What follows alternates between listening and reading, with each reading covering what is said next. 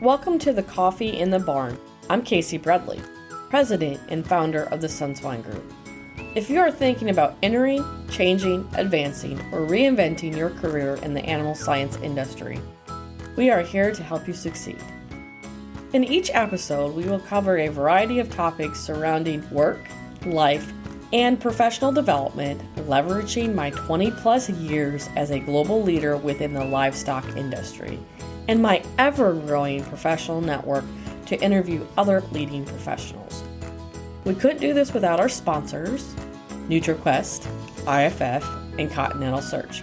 Reach out to us on our social media platforms or visit theswineGroup.com and subscribe now not to miss another episode.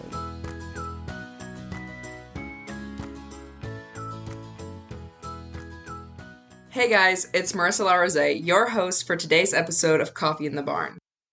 Most people think their path is linear. Go to school, get your degree, and land your dream job. But what people neglect to consider are the forks in the road that could lead to great experiences.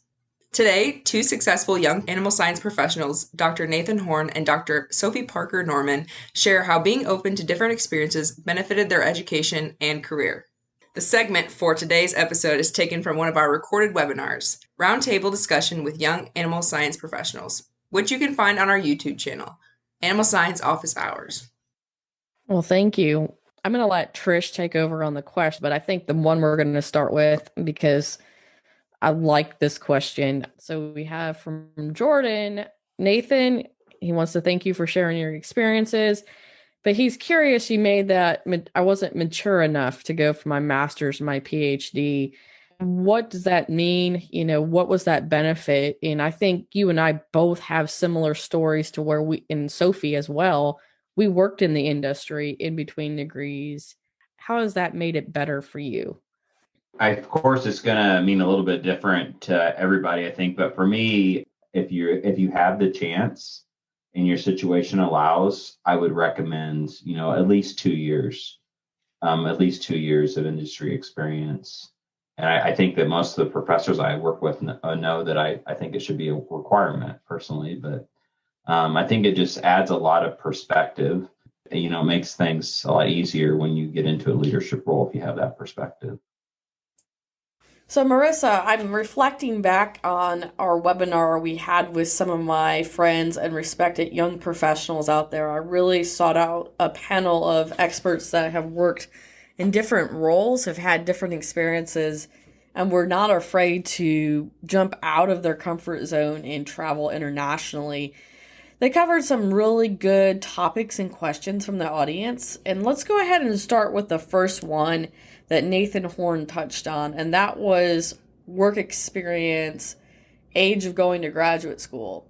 And so a lot of people, myself included, when I was young, it was like, how fast can I climb the corporate ladder? And you think about that if you're going to go on for advanced degrees. And I'm talking about Marissa. If you don't know Marissa, she is a fast learner, accelerated in her education path person. So we're going to get her perspective here. But it doesn't have to be that straight line. And I think Nathan and I had a lot of the same shared experiences, so I wanted to hear from him. He took breaks in between his degrees and had that work experience. He states that he thinks it's mandatory. Dr. Bradley, myself, would say the same thing. And I've gotten into arguments with professors suggesting that a student can take a master's degree and have a 3-year program and have them work on a special project where they're getting a lot of experience. It may take them longer, but this mindset of academia is to push the students out as fast as they can. And so where do you get that balance from? And now I'm going to listen to Marissa, because you ended high school early. You graduated, I think, your undergrad early, and you were starting graduate school before you were, 21 years old? So talk about that mindset, and as you think about that acceleration that you've done already and your career. Yeah, I finished high school early. I still did 4 years of undergrad, but I will finish my master's here in a few months at only 22 years old. age-wise, I'm a lot further behind a lot of my peers in the same program that I am. However, as Casey mentioned, experience comes a lot into play, and some professors think you may need some more experience, or that experience should be mandatory. And I think after my after my master's, I'm going to take a break and get some industry experience. I'm not sure that a PhD is anywhere in my future or near future, but if it is, I will have that experience under my belt and hopefully be able to put a different perspective onto a PhD program versus jumping straight from a master's to a PhD. I'm going to spin it if you're not a traditional student or a younger career professional listening to this. I'm going to spin this to, I've met several people, and I'm going to use John Bergstrom as an example because I've also known him throughout his career. He's taken different paths. He was a Marine. I respect him for his service. He also went back into the Army Reserve and did the Vet Corps and things like that in his career. So he was not a traditional student either. And I think he worked full-time, if I remember right. John, if you're listening, I apologize. But he also worked for the university while he got his degrees. I worked during my master's and my PhD from the university.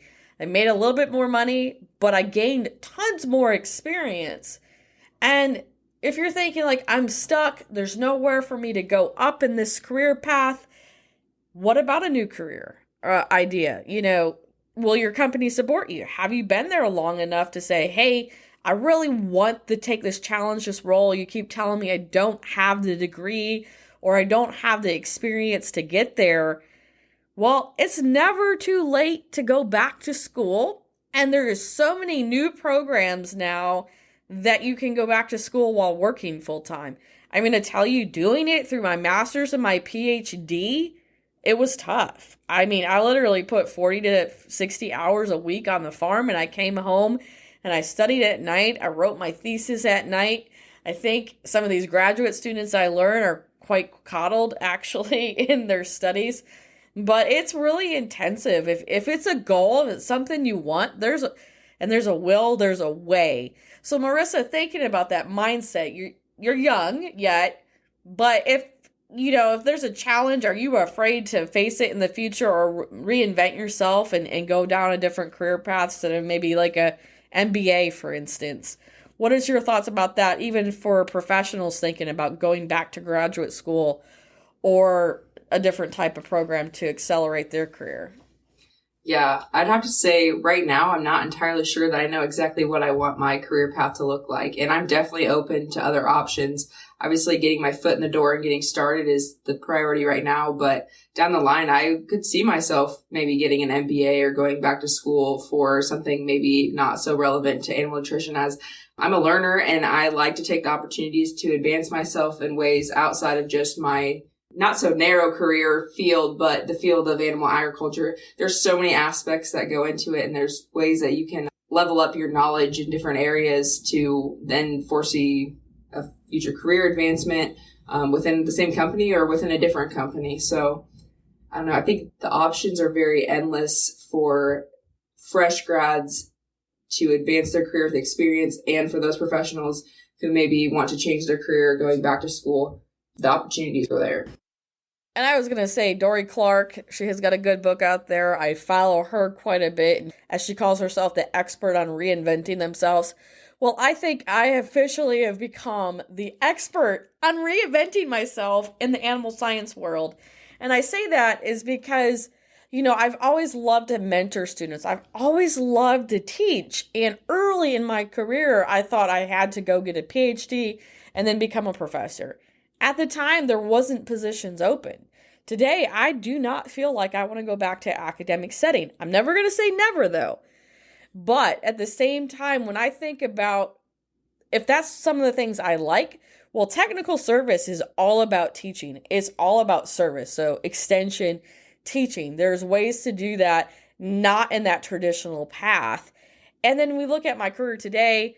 Everybody knows me as a swine nutritionist. But that's the least of what I do. I understand nutrition, but I know how to critically think.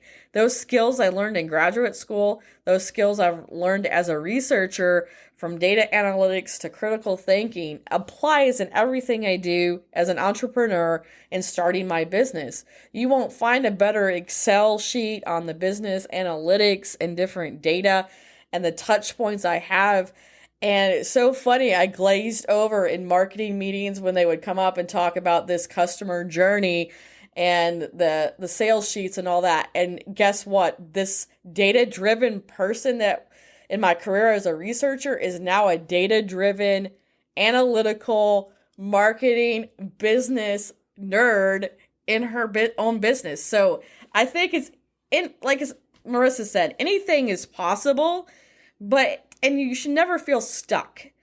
And say if you're listening to this and you're not in the animal agriculture industry, but you love animals and you thought you'd check us out, I'm telling you, we need some fresh perspectives. So if you aren't like us, nerds, I'm going to call nerds because nerds are cool. I'm sorry, we're cool. But, we need some fresh perspectives in the industry. Any last minute thoughts you want on that topic that Nathan touched on of having that work experience in your career and kind of what you think, where you've been and where you're going to go towards?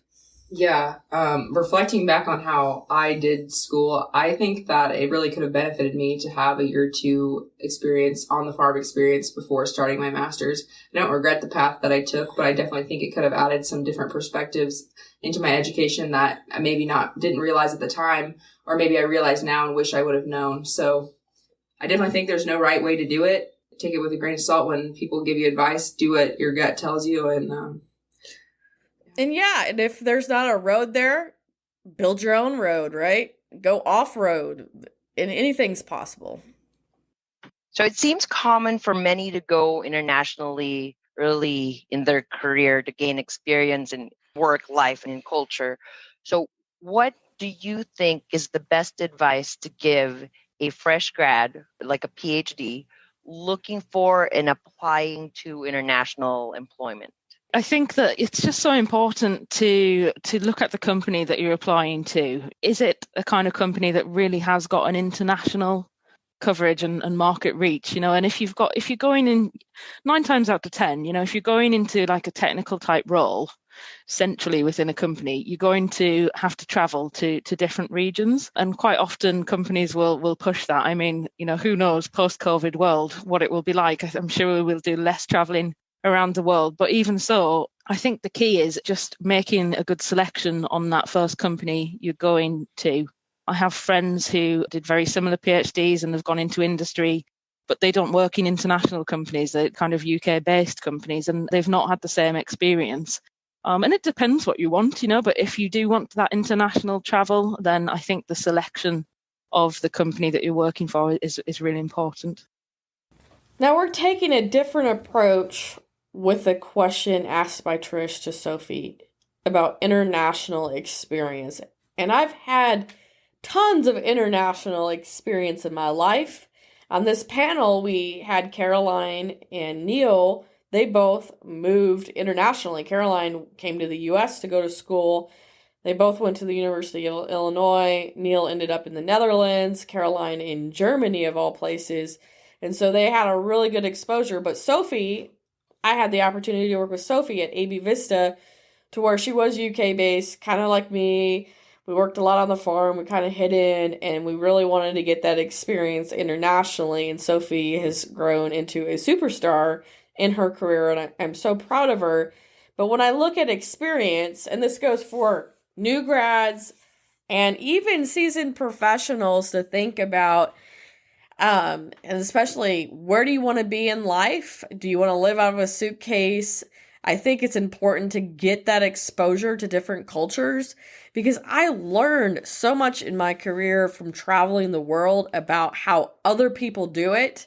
And I get this stigma, especially being an American, that, hey, that's great that you do that in America, but that's not how it's done here. And I could say the same people in America would say the same thing if somebody from Germany came to the U.S. and talked about pig production. And I laugh over that stigma or that mindset that we can't learn from each other. And I think it's really important that to be able to professionally grow, to have that ability to meet other people out of your niche. If you're not that person and you like your little box, then find a career that you can stay in your box. But don't be shocked that if I say I'm not going to travel more than 2 days a week, I'm not going to travel internationally, I'm not going to do this. I'm not going to do this. This is why even later in your career, if you're listening to this is why opportunities don't come your way, because you're not open to making a small sacrifice for a short period of time for a big win. And I say that from Sophy is she traveled a lot to the US. She kind of maybe wanted to move here in her life, knowing her as my friend. But she also is now back in the UK, very happy, has an international job. She's a director, so very successful in her decisions, but I don't think she would have had the same success if she wasn't willing to take that risk and say, yes, I'll jump on that plane and learn. And I think that's kind of what I took from her comment on that she, if you met Sophy early in her career to listening to her just now, she's a totally different person. She's truly grown in her career. And as a friend and being able to walk beside her, even as a colleague, and seeing that growth out of her impresses me.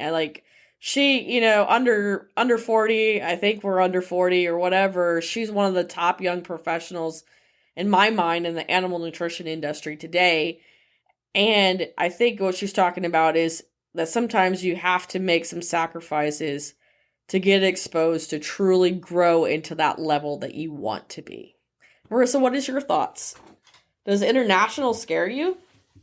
I'm actually very intrigued about some international opportunities. I think it would be very beneficial to not only myself and personal development, but in my career, some professional development to just, be able to either work in another country or maybe work internationally and just be able to travel to different countries to kind of immerse myself in different cultures, because the agriculture industry as a whole is such a diverse, and it's a global industry. And so you're constantly going to be working with people from all over the place, and just being able to maybe experience that, I think could definitely prove very beneficial to my career, as I said, for Sophy, Sophy early on in her career.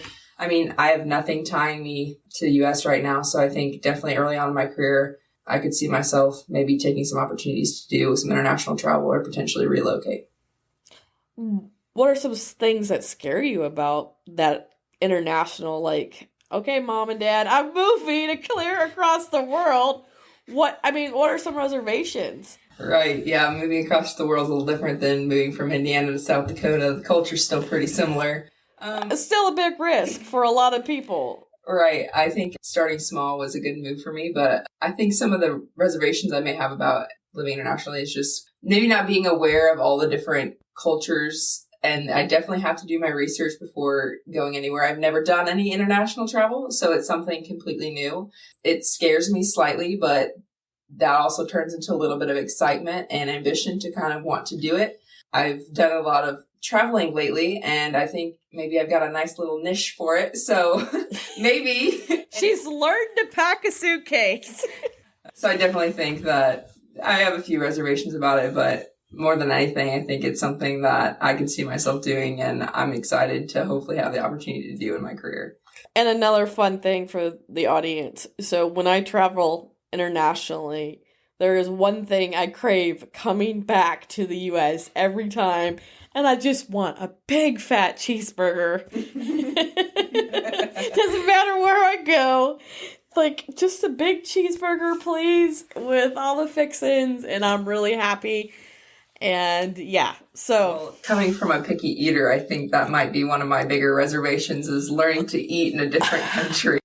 I may be concerned with Marissa, and maybe it'd be a good diet opportunity. I don't know. But there's something else about working with people internationally. And if you're in the US and that scares you, there's something about working from people. If, say, you're in Kansas, that's where we are right now recording this. But if I'm in the central US and I grew up in Kansas all my life, there is even something in the US to say, if we think about the US, it's really like Europe. Our states are like countries over in Europe. Moving from Kansas, the central US, for instance, all the way to the East Coast or West Coast, the cultures are different. And there's a lot of things to learn from interacting with people that you didn't grow up with, or areas in culture, and things that you can apply back in your career and different perspectives. And I can use an example back from high school. If you're listening to this and saying, I'm not going internationally, what does this mean for me? So I grew up in rural Michigan on a hog farm, very white-based school that I went to, very country-oriented, working class. I participate in a program called Youth in Government, and I meet these friends. We're on the law team, and we're competing, mock trials and stuff, and we meet these friends from Ann Arbor, and they're all Muslim, and incredible people, but they ordered pizza, so we ordered pizza because we're getting ready for our competition and hanging out, and they, ordered a Hawaiian pizza without ham, and I was taken aback by that. They didn't eat ham on their Hawaiian pizza, and I didn't know about different cultures or religions that they could not eat pork, and I was taken back by that. I was a little offended, and I look back, and I just have to laugh now about that culture shock for me to say, what do you mean you can't eat pork? And if you knew me, my husband can't eat pork, but because he's allergic to it, and we don't like to go to the hospital that often. So that's just a simple example that I didn't even cross state lines, and I met a different type of person, and I was open to that experience, and, that stuck with me a long time, to be very open-minded and not get offensive. I see a lot of people get offensive.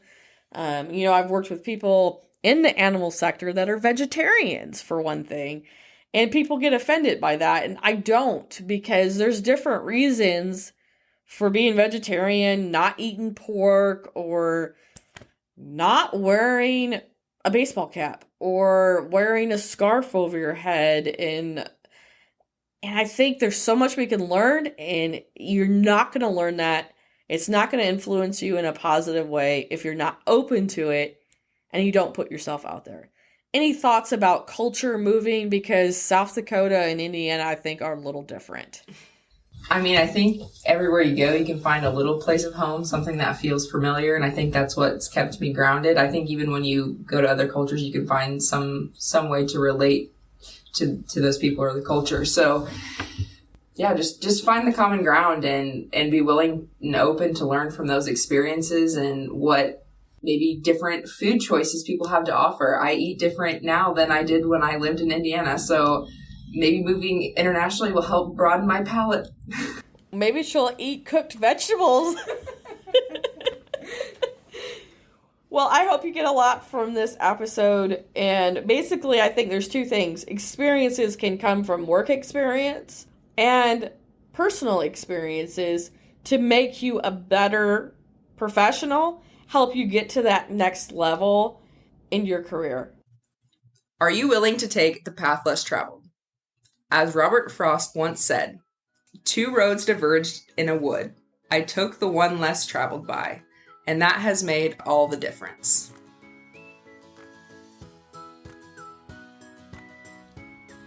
We hope that you enjoyed this discussion. You can watch the replay of this webinar, along with the rest of our webinar replays, on our YouTube channel, Animal Science Office Hours. And now we would like to also thank our sponsors once again, NutriQuest, IFF, and Continental Search. We are gracious that you support us in this journey. Before we go, are you finding it difficult to create your own version of success? Do you even know what success looks like for you? Well, if you don't, I suggest that you reach out to the SunSwine Group by visiting our website and booking your free next steps. We'll discuss your career and how the SunSwine Group can help you navigate that. Because our model is simple. We make pigs and dreams fly. Our mission is to share knowledge, to mentor future leaders, and transform innovation while creating a neural network of expertise to help any person, including you, any animal, or any company succeed. Thank you for listening, and don't forget to check out our socials. Find us on Facebook and LinkedIn at Coffee and Careers in Animal Science, or Instagram at coffee.and.careers. And remember, life is short. Drink your coffee in the barn.